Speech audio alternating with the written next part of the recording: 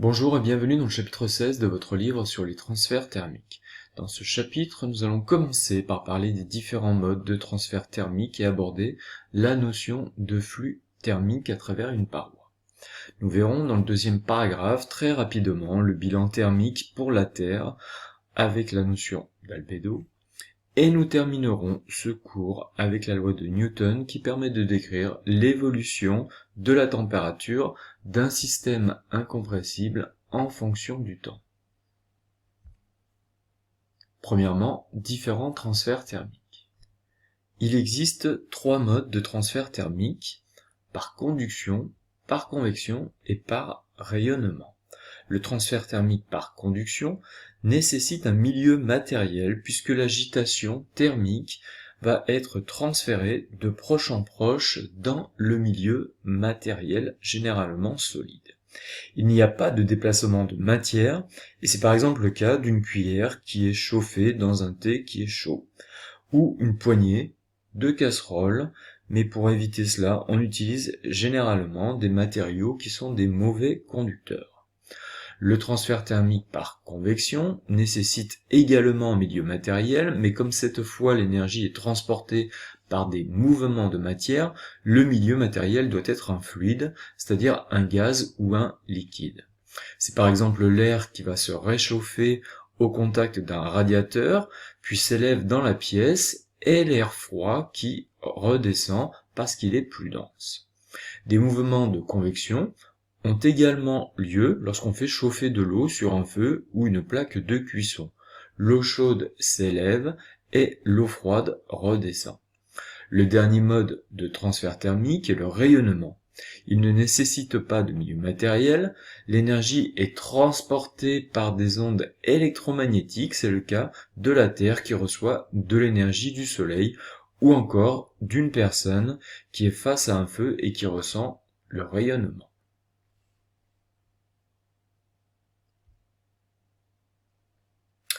Un transfert thermique est un transfert d'énergie qui est irréversible, il se fait toujours de la source chaude vers la source froide, mais ce n'est pas possible de la source froide vers la source chaude. Le transfert thermique sera noté avec la lettre grand Q. Le flux thermique, lui, désigne ou traduit la vitesse du transfert thermique. On va le noter avec la lettre grecque phi. Il est homogène à une puissance puisqu'il s'exprime en watts. Et il traduit une vitesse de transfert d'énergie. Phi est égal à Q sur delta T, Q en joules, delta T en secondes, et donc phi en watts. Si phi est positif, cela signifie que le système reçoit de l'énergie, mais si phi est négatif, ça veut dire que le système a cédé de l'énergie. Alors prenons l'exemple d'un flux thermique traversant une paroi par conduction. Ce flux résulte d'une différence de température entre les deux côtés de la paroi, si bien que le flux a pour expression phi est égal à TA moins TB sur RTH, ou encore θA moins θB sur RTH. RTH désigne la résistance thermique, qui peut s'exprimer en Kelvin par watt ou en degrés Celsius par watt, et TA-TB, θA-TB, c'est la différence de température qui peut aussi bien s'exprimer en Kelvin qu'en degrés Celsius. RTH, qui désigne la résistance thermique, traduit l'opposition d'un milieu au transfert thermique entre deux points qui sont à des températures différentes. C'est un petit peu l'analogue de la résistance électrique qui s'oppose au passage du courant électrique lorsqu'il existe une différence de tension entre deux points A et B. Donc on pourrait écrire comme analogie que l'intensité du courant, I, est égale à la différence de tension entre deux points, VA moins VB, ou UAB, sur la résistance électrique. La résistance thermique dépend de l'épaisseur des matériaux, de la surface de la paroi et de la nature des matériaux. Certains matériaux sont de meilleurs isolants thermiques que d'autres.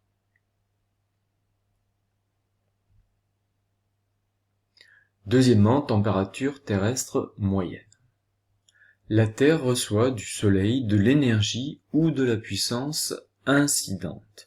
Une partie de cette puissance est renvoyée directement dans l'espace par l'atmosphère et la surface de la Terre, c'est l'albédo. L'albédo alpha est une grandeur sans unité qui caractérise l'aptitude d'une surface à renvoyer par diffusion et ou réflexion le rayonnement qui lui parvient. Si bien que alpha est égal à la puissance PR qui est renvoyée, mais qu'on va compter positivement, divisé par la puissance incidente qui est reçue par la Terre et qui lui provient du Soleil. Les océans, les glaces, les forêts, les déserts, etc. ont des valeurs d'albédo qui sont différentes, mais en moyenne, l'albédo de la Terre est de 30% ou 0,30. Si bien que si on applique le premier principe de la thermodynamique à la Terre, en considérant qu'il n'y a pas d'augmentation d'énergie interne U de la Terre reçoit du Soleil la puissance qu'on peut noter PT ou encore PI, et elle renvoie par son albédo la puissance qui est notée PR. Tout ce qu'elle absorbe, elle le réémet sous forme de rayonnement infrarouge. La puissance émise par la Terre et son atmosphère sous forme de rayonnement infrarouge est notée PE. La Terre reçoit PT et elle cède PR et PE. Si bien que PT est positif, PR et PE sont négatifs. On peut donc faire le bilan en puissance suivant. PT plus PR plus PE est égal à 0. Mais si on compte toutes les puissances positivement, on peut dire que toute la puissance qui est reçue par la Terre est égale à la puissance CD, c'est-à-dire que PT est égal à PR plus PE. À noter que des échanges ont lieu entre la surface de la Terre et son atmosphère sous forme de rayonnement infrarouge grâce aux gaz à effet de serre. Ces gaz contribuent à maintenir une température moyenne à la surface de la Terre autour de 15 à 16 degrés Celsius. En l'absence de ces gaz, la température de surface de la Terre serait bien plus froide puisqu'elle serait autour de moins 18 degrés Celsius. Mais l'accumulation de gaz à effet de serre contribue au réchauffement global de la Terre et donc au dérèglement climatique. Troisièmement, la loi de Newton. Alors prenons le cas d'un système solide à la température θ ou T qui varie dans le temps, θ de T ou T de T. Ce système est incompressible et en contact avec le milieu extérieur qui est un fluide à la température constante θx ou Tx. On parle de thermostat. Il s'effectue un transfert thermique entre le système et le thermostat s'ils sont à des températures différentes. D'après le premier principe de la thermodynamique appliqué au système, la variation d'énergie interne entre un état initial I et un état final F, delta U pour les deux I à F, est égale au transfert thermique Q. Pour une durée suffisamment petite, on peut écrire que Q est égal à phi fois delta T, où phi désigne le flux thermique, et phi est égal à H fois S fois la différence de température entre le milieu extérieur et le système, θe moins la température du système, θ de T, avec S qui est la surface d'échange entre le système et le milieu extérieur, et H qui est le coefficient d'échange convectif entre le système incompressible et le milieu extérieur. L'un des deux étant fluide. Il dépend notamment de la nature du fluide. D'autre part, pour un système incompressible de masse m dont la variation de température est delta θ, on peut écrire que delta U est égal à m fois c fois delta de θ, avec c qui désigne la capacité thermique massique du système. Donc si on reprend l'expression qu'on a obtenue en appliquant le premier principe de la thermodynamique, on peut écrire que m fois c fois delta θ est égal à q, c'est-à-dire à phi fois delta t, ou encore h fois s fois la différence de température, θe moins θ de t, multiplié par delta de t.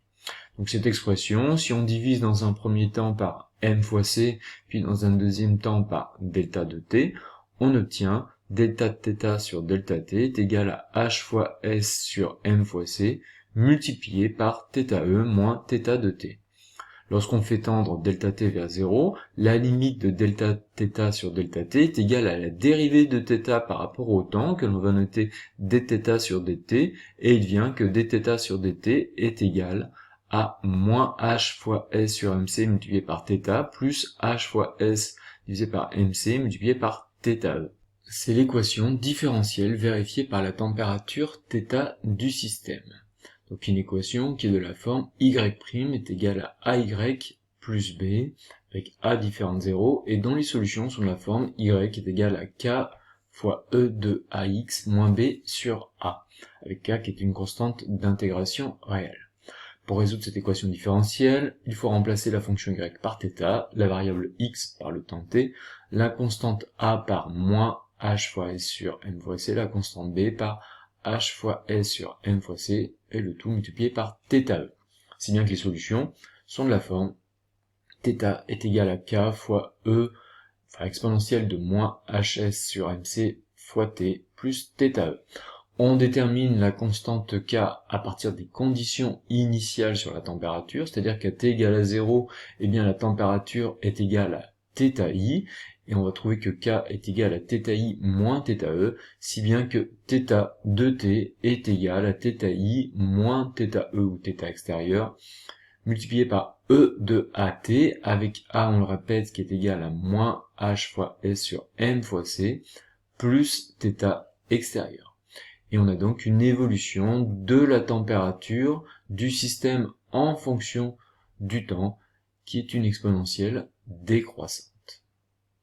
Avec taux qui est égal à moins 1 sur A, qui est appelé le temps caractéristique de l'évolution de la température du système, et exprimé en secondes.